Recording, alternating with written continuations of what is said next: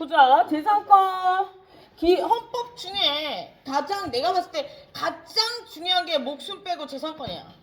여기서 얘기한 재산권 보장이라는 건 뭐냐면 내 재산을 어떻게 보호할 것인가. 그러니까 사유재산, 시장경제, 사유재산 이런 것들을 이야기하고 있는데 그래서 이제 밑에 법에서 그 헌법에는 재산권 보장과 관련된 이야기들을 하고 있고 그 밑에 하위 법률에서 여러 가지 이야기들을 하고 있어. 뭐 어떤 얘기하고 있냐. 뭐 민법에서는 소유권, 뭐 저작권법에서는 저작권 취득, 그리고 뭐 그 형법에서는 그 남의 재산을 사유재산을 침범했을 때 절도죄로 처벌한다라고 돼 있고, 그리고 재산권 보장을 하기 위해서 또 하는 게 뭐 또 국가가 좀 많이 개입하는 걸로 좀 들어가면 경영학적으로 들어가게 되면 우리의 소중한 자산을 관리하기 위해서 어떻게 하냐. 예를 들어서 소비자들이 어떻게 보면 조금 더 깊이 들어가면 지금까지 얘기한 건 이제 시장 경제를 유지하기 위한 거고, 잘 생각해봐. 예를 들어서 내 재산을 보호한다, 소유권. 그리고 내 재산 중에 요즘에 확 핫하게 떠오르고 있는 게 저작권이지. 저작권 문제, 특허권 문제 이런 걸 재산으로 보장해주고 있고, 핫하게 잘 생각해봐. 거기서 그 누군가가 이런 소중한 것들을 뺏어가면 절도죄로 처벌한다. 이것까지는 일반적인 통상적인 이야기고, 여기서 조금 더, 이건 시장경제 완전히 풀어놨을 때 시장경제 이야기고, 조금 더 들어가면 나라가 조금 더 개입한다고 생각했을 때 시장을 막 풀어두면 문제가 생기겠지, 그치? 그 문제를 해결하기 위해서 경제법 이런 것들도 어떻게 보면 내 재산권 보장과 관련이 있는 거야. 예를 들어 내가 1,000원이면 먹을 수 있는 아이스크림을 아이스크림 회사들이 담합해가지고 만약에 3,000원에 팔았어. 그러면 걔는 내 재산권을 침해하거나 마찬가지야. 침해할 가능성이 높은 거야. 그래서 나라에서 어떻게 하냐. 시장경제인데, 시장경제는 뭐야? 니들끼리 알아서 하라가 기본적인 시장경제의 개념인데 거기에 국가 개입을 하는 거지. 오케이? 그러니까 이게 이렇게 생각의 사고는 넓히면 돼. 책에 나와 있는 내용 외에 니들이 자유롭게 생각할 수 있으면 자유롭게 생각하면 돼. 쇼츠를 많이 보면 나중에 어떻게 되는지 아냐? 생각이 안 돼. 오케이? 책 좀 보자. 1년에 책 한 권 읽니? 얘들아? 권민혁 작년에 책 몇 권 읽었어? 한 권? 그래, 한 권이라 읽었으니 다행이다. 응? 너는? 연습? 맞나 이름? 이름 뭐야? 현우 몇 권 읽었어? 그래? 한 권 읽어. 맞아? 무슨 제목이 뭔데? 여기서 구라가 나오는 거 아니야? 뭐 읽었어 너? 컴퓨터? 여러분 있잖아요. 사색을 해야 돼. 사색이라는 얘기는 머리를 써야 된다는 거야. 무슨 알겠지? 우리 인간의 머리는 그 아인슈타인 이야기 몰라? 아인슈타인은 학교에서 바보라고 쫓겨났던 애야. 그지? 근데 엄마가 가르친 거잖아. 사고의 폭을 얼마나 넓히냐에 따라서 인간은 달라질 수 있어. 오케이, 제 생각입니다. 뭐 자식을 안 키워본 내가 뭐 할 말이 있겠냐마는, 내가 만약에 자녀를 낳았다면 그렇게 키웠을 거다. 대신 많이 맞았겠지. 잡혀갔을 수도 있겠다. 그래서 보자. 재산권 보장은 근대 경제사의 구성원이 되는 기초 원칙이야. 시장경제의 기초 원칙이라는 거야.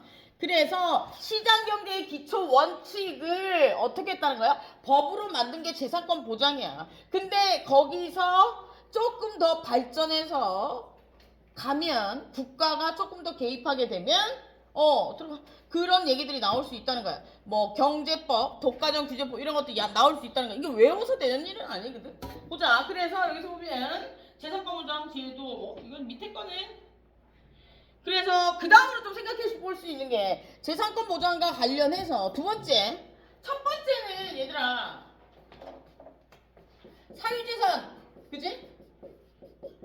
개인적인 재산, 그리고 시장의 문제로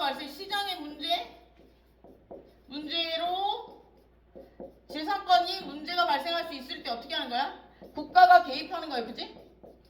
이런 유형의 것들이 뭐 여기는 경제법, 버려야지 이거를. 경제법 이런 것들이고, 그리고 독과점 규제법 뭐 이런 것들 책에는 안 나와 있는데 이렇게 생각할 수 있다는 거야. 그리고 이제 사유재산이나 시장, 근데 뭐 경제사회 어떤 그런 것들과 관련해서는 뭐 민법에서는 소유권 가장 대표적인 거 뭐 특허에서는 특허권 요즘에 핫하니까 그리고 저작물에서는 저작권 이런 것들이 생겨날 수 있고 이 둘의 차이점은 뭐냐면 얘네 눈에 보이는 애 민법에서 얘기하는 소유권은 눈에 보이는 애 만들 수 있는 애고 특허권이나 저작권에서 얘기하는 애는 눈에 보이는 애가 아니야 만져지는 애가 아니라고 아이디어를 그냥 내가 어떤 생각을 밖으로 표현했대 그럼 그 아이디어를 보호하는 거야 무슨 알겠지? 그래서 안 만져지는 재산이야 그래서 저건 따로 분류한다 그래서 새로운 재산이라고 해서 신재산, 신지식재산 뭐 이렇게 얘기해 몰라도 되는데 어쨌든 그렇다고 학교 다닐 때도 배웠지? 뭐 저작권 특강 이런 거 하잖아 자, 그래서 3번은 이런 개인의 재산을 있잖아 국가가 제재하는 경우들이 있어 어떤 경우야? 공공복리가 뭐야 얘들아? 공공복리는 뭐냐면 여러 사람의 이익이나 복지 이런 것들을 얘기하는 거야 그래서 예를 들어 공공복리에 들어갈 수 있는 건물이 뭐가 있을까? 건축물이 뭐가 있을까? 도로, 철도, 방공서 이런 것들이잖아 그런 예를 들어 내 땅에 도로가 날 예정이래 내지는 강공서가 만들어질 예정이래 팔아야 돼 안 팔아야 돼?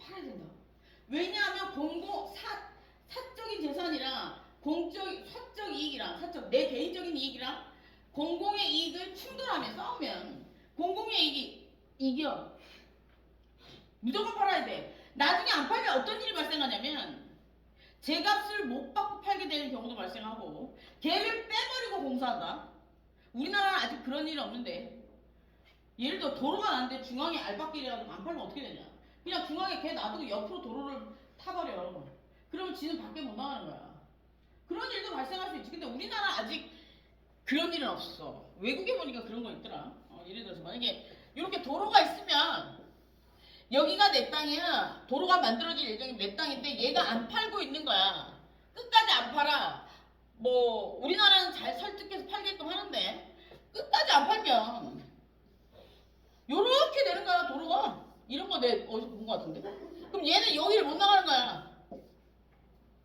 굴을 파가지고 말이야 굴을 파가지고 두더지고 어쨌든 그렇습니다 이거 책에서 보면 공공복리를 위해서는 재산을 팔아야 된다라고 돼 있지 잠시만 이거 법은 내가 좀 찾아볼게 어떻게 돼 있는지 꼭 팔아야 돼 내가 알기로는 꼭 팔아야 되는 건데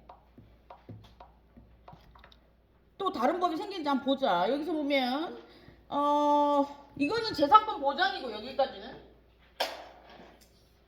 재산권 보장이고 공공복리와 관련된 부분은 재산권과 관련해서 재산권의 제한을 얘기하는 거야 공적인 이익을 위해서 여기서 보면 그리고 재산의 행사는 공공복리에 적합하도록 행사해야 되고 공공복리에 필요해서 재산을 수용하거나 사용하거나 제한하거나 또는 그에 대한 보상은 법률로 하되 정당한 보상이 지급되도록 한다. 그래서 여기서 아마 이런 게 저걸 거야. 저기 도로가 나거나 건물이 생기거나 철도가 나거나 이러려면 이제 개인의 재산을 팔게 되는 거지. 그런 얘기입니다. 그 다음에 나오는 게 생존권도 기본권인데 생존권도 기본권은 우리 생활과 관련된 생활. 이거 잘안 보이나? 생활과 관련된 건데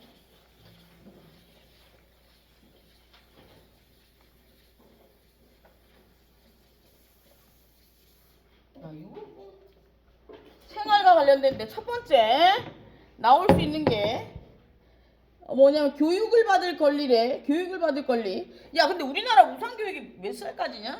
몇 학년까지야? 중학교까지인데 그치?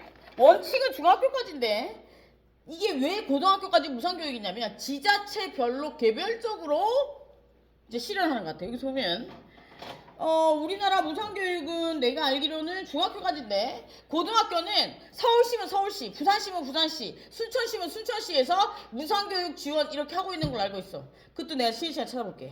내가 재작년에 알아봤을 때는 그랬거든. 그래서 이제 원칙은 중학교고 고등학교 때부터는 시도 자치구별로 무상 지원을 해줄 것인가 말 것인가를 결정해가지고 하는 거야. 그래서 여기서 보면 교육을 받을 권리라는 건 뭐냐면 인간이 인간다운 생활하면 있어 가장 중요한 게 뭐냐? 교육을 받을 권리야.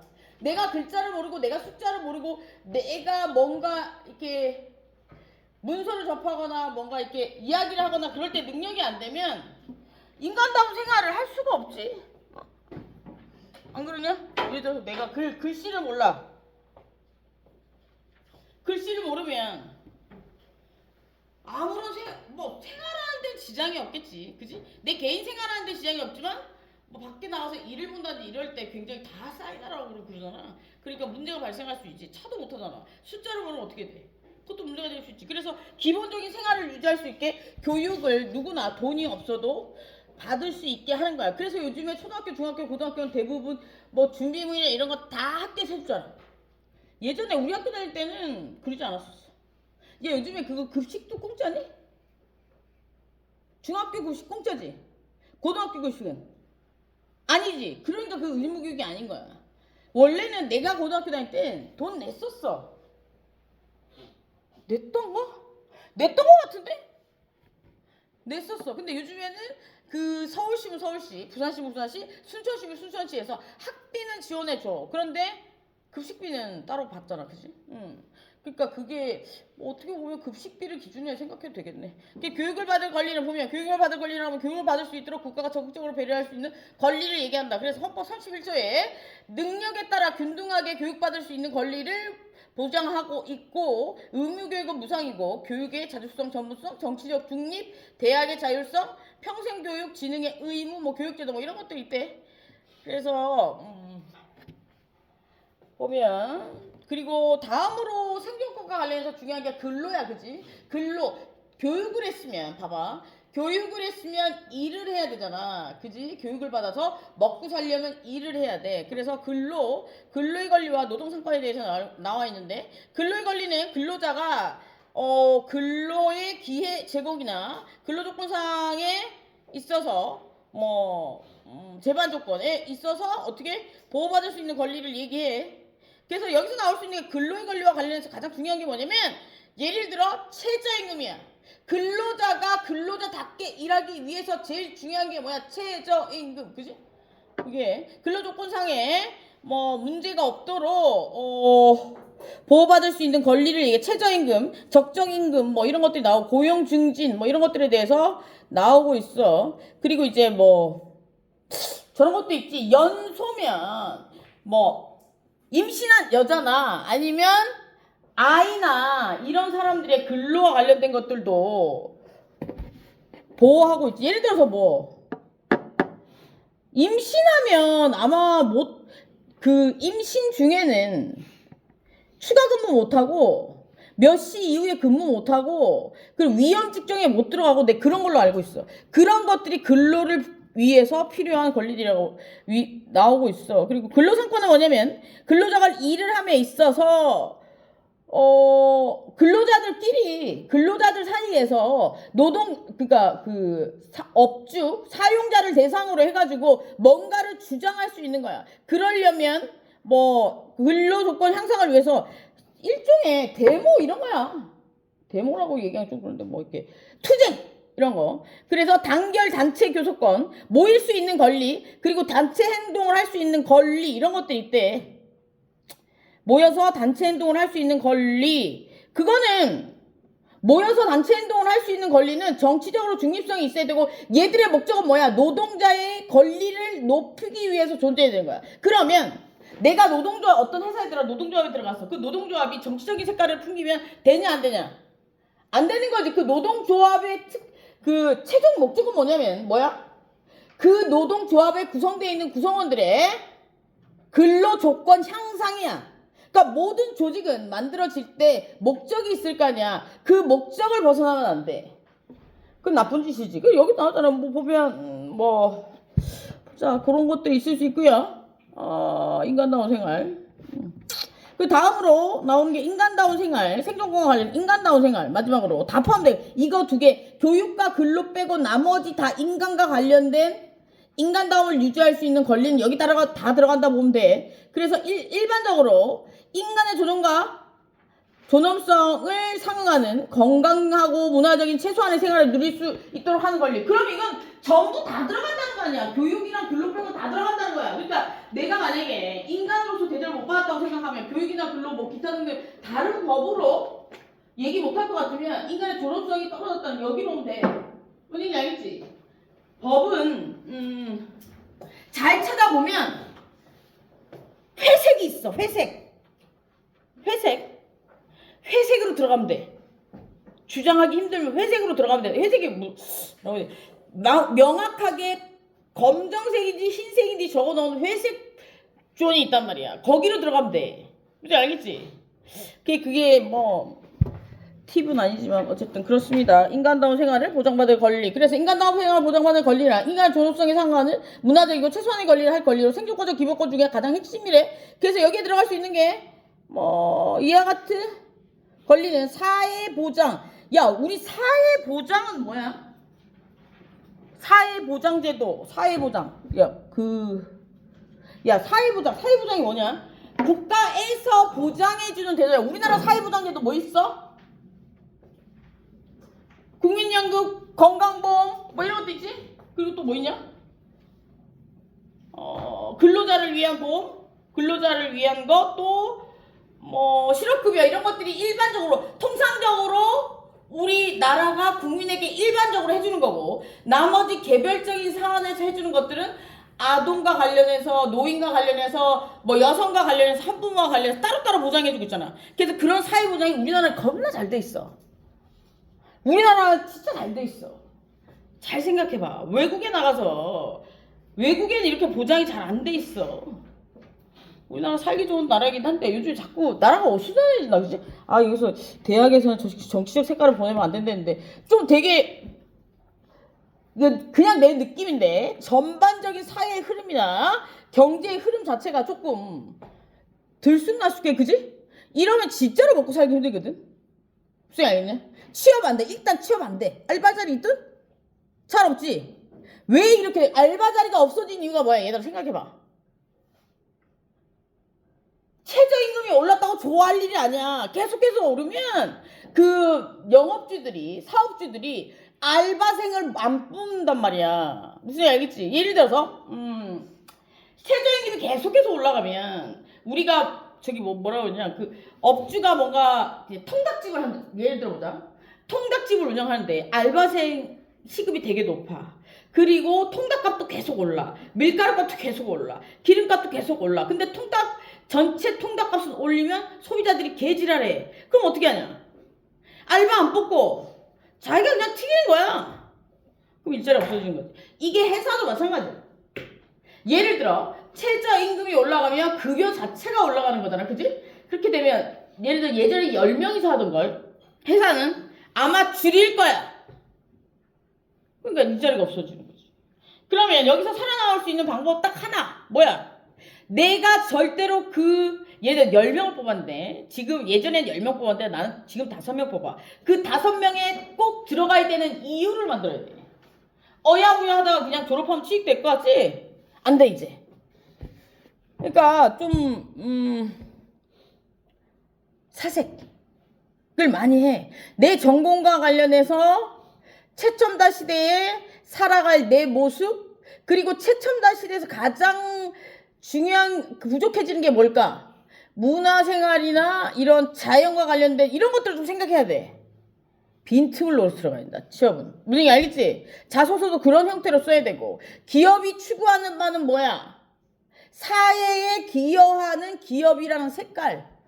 그런 것들 내가 할 수 있다. 이런 식으로 자기소개서를 파격적으로 쓰란 말이야. 요즘 자기소개서 동영상으로 못 찍나? 안 들어가지? 아예 온라인으로 접수가 안 되잖아. 그지? 그런 것들. 아니면 자소서를 쓰고 면접을 보러 가면 온라인이 아니고 영상을 찍어 갖고 가든가. 그것도 괜찮은 방법이겠다. 뭐 소개할 기회가 있을지 없을지 모르겠지만 내가 몇 년간이라면 한번 보자고 할 것 같아. 인간다운 생활. 그래서 여기서 보면 일반적으로 보장되는 것들은 아까 얘기했던 것처럼 그 건강보험, 그리고 뭐 건강보험, 국민연금, 뭐 실업급여, 또 하나 뭐 있지? 4대 보험인데 하나 더 있지? 어이, 생각이 안 나도. 어쨌든 그 네 가지가 기본적으로 보장되는 거고, 나머지, 그 뭐 좀 개별적인 경우에 대해서 뭐 아동이나 모자나 노인 뭐 이런 것들로 보호해주고 있대. 그래서 우리나라 굉장히 장애인도 있고 좋습니다. 그리고 혼인과 가족과 모성 및 보건에 관한 권리, 혼인과 가족제도에 있어서는 뭐 가족법에서, 민법에서 얘기하는 가족법에서 양성평등이 기본이야. 양성평등을 개인의 존엄과 양성평등을 기초로 해서 가정의 민주화를 확립하고자 하는 원칙이래. 뭐 당연한 거 아니냐? 양성평등이라는 건 뭐야? 남자 여자 평등하고, 그리고 인간의 존엄성을 유지해야 돼. 그지? 인간의 존엄성을 유지되기 위해서 어떻게 하는 거야? 인간의 존엄성 유지와 관련된 부분은 실현하기 위해서 그 헌법에서 이렇게 얘기하고 있으니까 구체적인 법률로 실현하는 건 뭐가 있어? 가정폭력 하면 안 된다라고, 가정폭력 방지 뭐 이런 것들 나오잖아. 부인이 남편 패면 돼, 안 돼? 얘들아, 맞고 사는 남자들이 없을 거 같지? 엄청 많아. 여자만 맞고 사는 게 아니야. 이게 싸움을 힘으로 하는 게 아니잖아. 그지? 한 번 맞기 시작하면, 한 번 맞았지 부인한테? 그러면 두 번, 세 번, 네 번은 계속 맞는 거야. 무서워. 절대로 때리는, 물론 여학생들 마찬가지로 여학생들 이런 교육을 많이 하니까, 남학생들 혹시라도 부인 때렸어, 결혼했는데, 아니면 여자친구가 때렸어, 그건 다음에 또 때리는 거야. 사람이 사람한테 손 찍으면 끝난 거야. 버려야 돼. 얘들 알겠니? 봐봐, 헌법에서 얘기하는 인간의 존엄과 가치를 유지하기 위해서 대한민국에서 여러 가지 법들을 만들었는데, 니들이 인간의 존엄과 가치를 유지하는 걸 포기하면 니들이 인간이 안 되겠다고 포기한 거잖아. 그럼 누가 도와주냐? 아무리 마음에 들어도, 아무리 사랑해도, 손드는 남자 여자는 안 된다. 남자 여자 만날 수 있으니까. 나의 반쪽이 나에게 손을 대는 순간 그건 관계의 끝이야. 이번만 하고 안 하겠지? 아니야. 언니 알겠지? 내가 통상적으로 봤을 때 때리는 애들은 끝까지 때리더라. 참아주면 안 돼. 봅시다. 그래서 이렇게 인간의 존엄과 가치를, 혼인과 가족생활, 모족생활에서 혼인에서 중요한 건 개인의 존엄성이나 양성평등의 기초로 하는 가정의 민주화. 이게 당연하고, 매매혼, 강제혼, 결혼퇴직제 뭐 이런 것들이 사라지고 있지. 그리고 매매혼, 강제혼 뭐 이런 것들이 예전에 있었던 거고, 우리가 조금 얘기해 볼 수 있는 건 결혼퇴직제인데, 이것도 당연히 없어지는 게 맞지. 근데 이제는 없지. 내가 대학교 졸업하고 취업할 때는 결혼하면 일에 지장이 생길 수 있으니까 은근 퇴사하기를 바라는 분위기는 요즘은 그렇지 않지? 요즘에 약간 그러나? 애기 때문에 간다 그러면 눈치 주고 그러긴 해. 그래서 애들은 안 놓나 모르겠다. 그지? 그래서 그런 것도 있습니다. 그리고 보건의 권리, 위에. 국가 모성을 보호하기 위해서 모자보건법이랑 모자복지법. 그러니까 여기 헌법에서 모성을 보호를 위해 노력해야 된다라고 되어 있으면 밑에 하위 법률에서 구체적으로 어떻게 할지를 적어놨다는 거야. 그래서 모성을 보호하기 위해서 모자보건법, 모자복지법 이런 것들이 있대. 궁금한 친구들 한번 찾아봐라. 그리고 보건에 관해서는, 보건은 우리 저거잖아. 건강유지와 관련된 부분이잖아. 그래서 보건에 관리는 국민의 건강을 유지하는 데 필요한 것으로서 개인의 건강의 침해나 유지를 위해서 필요한 시설이나 환경을 요구할 수 있는 권리를 가진대. 넘어가자. 그래서 환경권과 관련된 환경권. 우리는 쾌적한 환경에 살 권리가 있다. 그치? 건강하고 쾌적한 환경에서 살 권리가 있어서 환경권과 관련된 것들은 뭐 어떤 거 생각할 수 있을까? 건축가 있니? 예를 들어서 건축법, 환경권과 관련해서 밑으로 혹시 또 내려오면 어떤 법이 있을 수 있냐면, 우리가 거리 제한, 건축의 거리 제한, 이런 것들은 우리의 쾌적하고 안전하고 건강한 환경 속에서 일조권을 보장하기 위해 생긴 거잖아. 근데 그런 것들을 연결해서 생각할 수 있는 거야. 무슨 얘기인지 알겠죠? 그래서 여기 보면 환경권이란 뭐 국민의 건강하고 쾌적한 환경 속에서 할 수 있는 권리를 얘기한다고 돼 있어. 그래서 여기는 뭐 예를 들어서 일반인이 여기서 두 번째 단락에 보면 국가 이외에 다른 원인, 사인, 개인에 의해서 발생하는 경우에는 어떻게 해야 돼? 이 사람한테 소송하면 되고, 그리고 국가기관이 만약에 환경권을 침해한 경우에는 어떻게 하면 돼? 그 사람에게 국가기관을 상대로 뭐 소송을 하면 되지. 그래서 쓰레기 소각장이나 이런 것들도 환경권 침해, 나의 쾌적한 환경을 침해하는 것과 관련해서 환경권 침해랑 또 뭐가 부딪히냐면, 우리가 이제 또 이것도 우리가 쓰레기를 처리해야 되잖아. 그래서 이건 쓰레기를 처리하는 공간은 공공복리가 충돌한단 말이야. 그래서 얘는 소송을 할 수가 없어.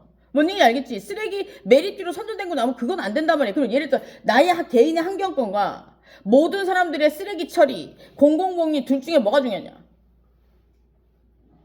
내가 쾌적한 환경에서 하는 게 중요해? 아니면 쓰레기 처리하는 게, 그 조직의 쓰레기 처리하는 게 중요해? 어떤 게 중요해? 어떤 게 중요하냐고, 민혁아. 아유, 저걸 그냥, 야, 너 쓰레기장 살 거야? 잘 생각해봐. 내 개인의 환경권.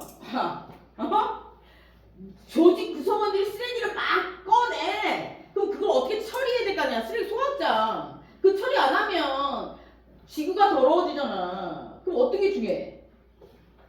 쓰레기 처리가 더 중요하잖아. 그래서 소각장이 내 집 옆에 생기기로 시청이나 구청에서 결정 내리면 네가 아무리 개질해도 그냥 거기 있는 거야. 대신 뭘 해주냐? 보상. 왜 쓰레기 소각장이 생기는 게 더 중요한지 모르겠어? 알겠지? 돼지 한번 생각해봐라. 돼지가 얘들아 엄청 깨끗한 동물이야. 그런데 쓰레기를 처리할 수 없으니까 걔가 그냥 그렇게 된 거야. 돼지 원래 깨끗해. 니들 돼지를 애완돼지로 키워봤어? 얼마나 깨끗한데. 들어오는데 앉지도 않아. 근데 걔들은 더 이상 쓰레기를 안 치워주니까 포기하고 그냥 거기 누워가지고 먹고 싸고 이러는 거야. 우리가 그렇게 될 수 있다고. 그러려면 어떻게 돼? 미녀가 진짜 돼지가 될 수 있어. 얘들아 진짜 돼지가 될 수 있다고. 그럼 어떻게 돼? 안 되잖아. 그러니까 우리 어떻게 돼? 그 쓰레기 처리는 공공복리를 위해서도 중요한 거야. 그런 거 생각해보면 돼. 근데 이게 생각을 어떻게 하냐에 따라 조금씩 달라질 수 있는 거지. 보자. 그리고 청구권적 기본, 청구는 한다는 건 뭐야? 국민이 국가를 상대로 해서 뭔가 요구하는 거야. 청구권적 기본권에 첫 번째 나오는 게 보면, 청구권적 기본권은 국민이 국가에 대해서 적극적으로 특정한 행위를 요구하거나 국가의 보호를 요구할 수 있는 권리를 얘기해. 그래서 기본권이 침해됐을 경우에 그 기본권을 보장해달라고 이야기할 수 있는 권리야. 그래서 보면 청원권이란 국민이 국가기관이라는 건 뭐야?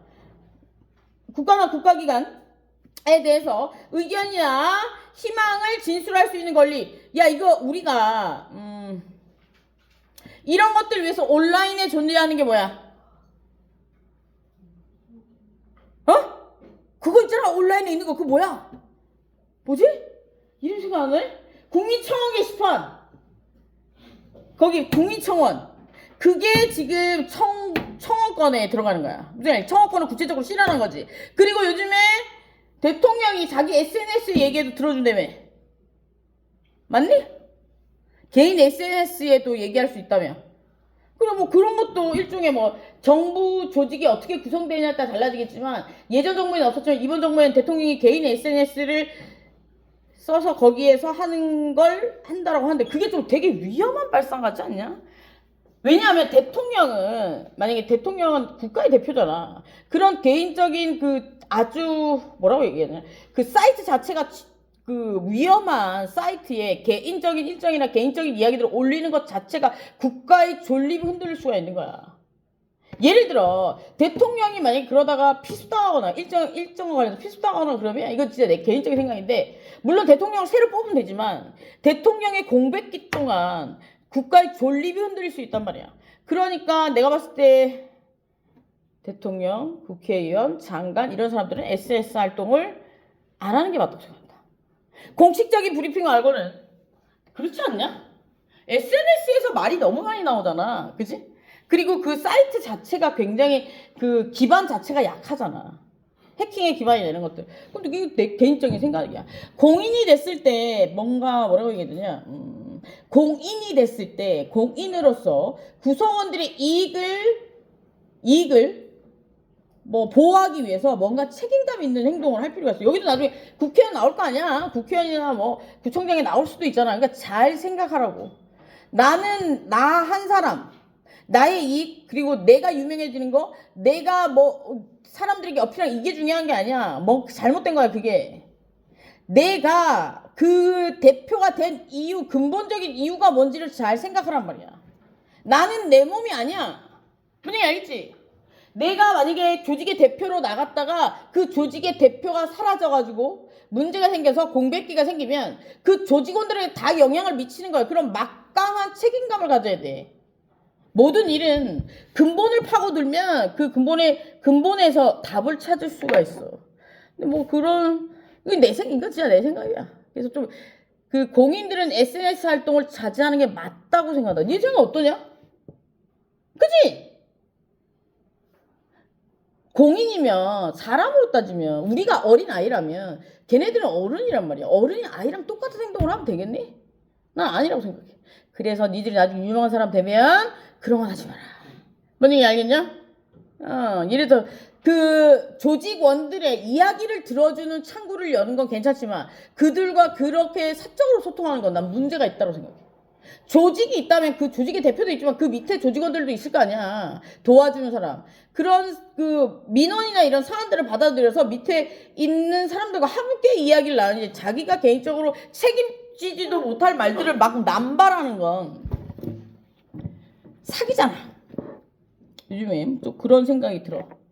봅시다. 나중에 책임감 있는 어른이 됐으면 좋겠다. 그래서 보면 처우할 수 있는 권리는 두 번째 전략에 보면 피해 구제, 그리고 공무원의 위법이나 부당한 이게 개인의 피해 구제를 얘기하는 거야. 개인의 뭔가 권리를 국가나 개인이 침해했을 경우에 그런 거. 그리고 이제 그러니까 청원권이라는 건 볼 수 있어. 그래. 그래서 국가와 국민의 그거를 국민의 기본권 중엔 재산권도 있고 신체에 대한 것들도 있고 자유로울 수 있는 권리도 있고 다 있잖아. 그런 것들을 침해했을 경우에 어떻게 하냐? 피해 구제 소송을 통해서. 그리고 공무원의 위법 부당한 행위에 대해서 징계 요구. 그치, 할 수 있지. 징계. 그리고 법률이나 명령이나 규칙 제정과 등의 폐지. 이거는 법률이 좀 이상하다고 해서 이 법률을 없애달라고 얘기할 수 있다는 거야. 그 법률이 이상하다는 얘기는 뭐냐면 헌법에 위배되는 경우를 얘기해요. 헌법에 위배되는 경우. 뭐 그런 것들을 할 수가 있고, 공공의 제도나 시설의 운영과 관련해서도 잘 운영되고 있는지 알려달라고 얘기할 수 있습니다. 그리고 그 밖에 공공기관 등에 속하는 사항 뭐 이런 것도 다 할 수 있대. 그래서 이걸 외울 필요는 없는데 이렇게 생각하면 돼. 국가기관이 나에게 위법하거나 부당하거나 약간 이상 꾸리꾸리한 행동을 했을 때 나는 국가를 상대로 해서 정보를 공개해달라고 청구할 수 있고, 오케이? 그리고 이 제도를 바꿔달라고 할 수 있고, 만약에 피해를 입었다면 피해에 대한 보상을 해달라고 할 수 있어. 그리고 만약에 그 피해에 공무원이 가담했다면 그 공무원에게 징계를 요구할 수 있다는 거야. 오케이? 쉽지? 미안해, 나만 쉬운 것 같아. 야, 이렇게 되기까지 20년 걸렸어. 20년 넘게 걸렸어. 근데 처음부터 이렇게 못하는 건 당연한 거지. 그리고 봅시다. 재판 청구권 쉬었다 자. 애들이 눈이 확 풀리려. 수업 시간을 내가 봤을 때 20분씩 잡아야 될 것 같아. 어떻게 생각해? 수업 시간 20분이잖아.